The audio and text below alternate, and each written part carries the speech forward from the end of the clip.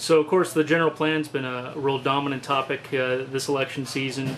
It seems like it's been caught up in a real tug of war between those who want infill in the existing communities versus those who want more ability to sprawl out in the rural areas. Where do you come down on that?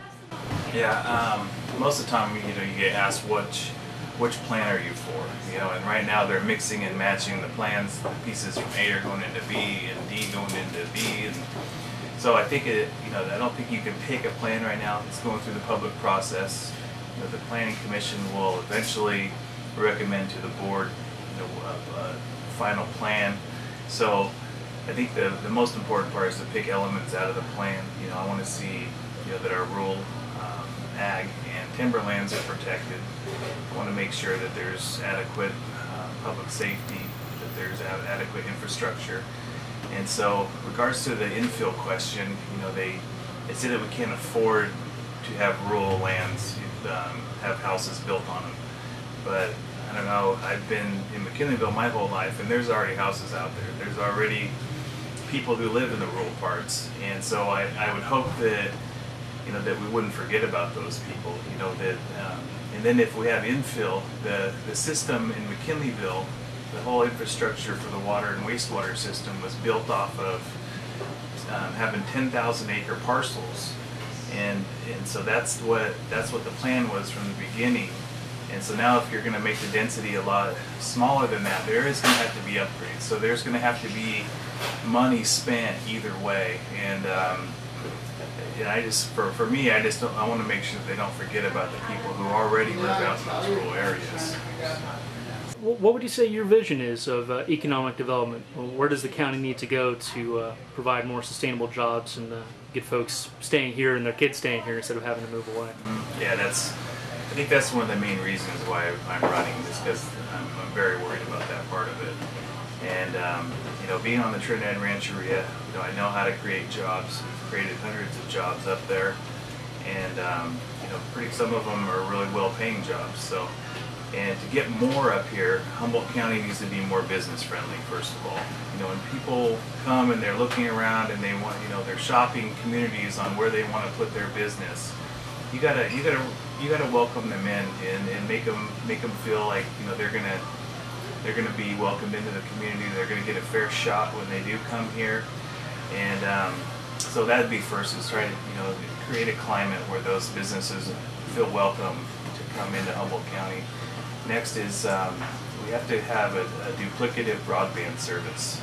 Through the Rancheria, we've been working on a plan. We've submitted it to the federal government, trying to get a grant for ARA funding for the stimulus money, and I'm hopeful that eventually that will go through, and we'll have a project that will bring broadband all the way from San Jose all the way to Portland, and then it will service the rural areas. But to service the rural areas, you have to go through the populated areas, so that it's very important. There's a lot of people who could telecommute, who could have eBay businesses. We have the art community around here is very vibrant. Those people could sell their products online.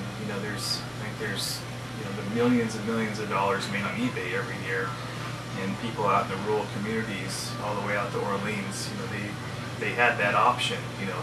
It'd be great. So I think we need to create opportunities for people, and having a broadband service for everyone is that opportunity.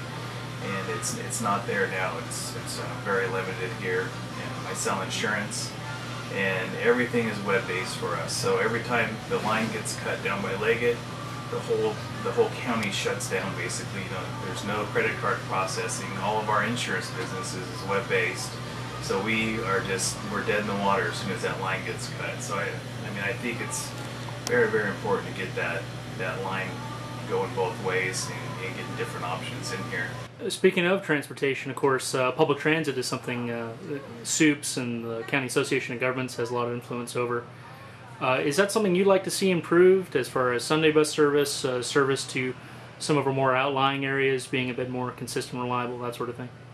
Yeah, I was telling someone just today that for public transportation to work really well, it needs to not only have people who have to have it, but you have to have people who that you make it convenient for them. You know, someone who has a car, but they'd rather ride the bus or ride the public transportation just because because it'll save them some money and it's efficient. So, you know, having a 4-hour gap in between a route is not efficient for most people. They're too busy to be able to have to be able to ride that. So then the only people who ride it are people that have to. So I think that would be the best test is once you get to the point where people ride it because it's more efficient and you know, they're not having to pay for the gas and you can get them to and from work and get those schedules down. I think that's when you'd have some.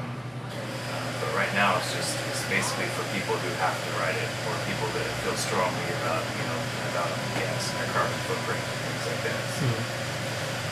Now, as far as economic development, that Headwaters Fund obviously was supposed to help provide jobs for displaced timber workers and such. A lot of folks think that hasn't quite been the case, and that things like subsidizing airline service to Salt Lake City and things of this nature, funding a botanical garden hasn't been built yet. Do you think the Headwaters Fund Board has been really diligent in trying to get economic development actually happening, getting jobs created? And if not, what would you want to do differently with it?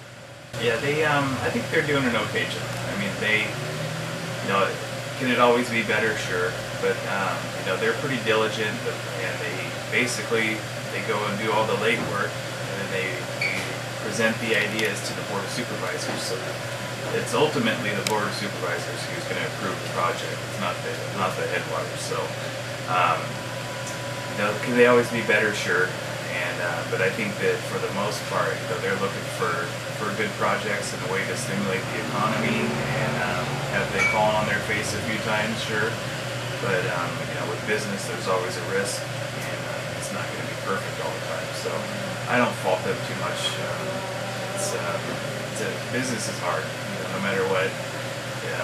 If you own your own business or you're trying to run business, it's a difficult thing, and it's not always going to be perfect, and you're not going to make everybody happy all the time either. So I have a little bit of sympathy for things like that as well.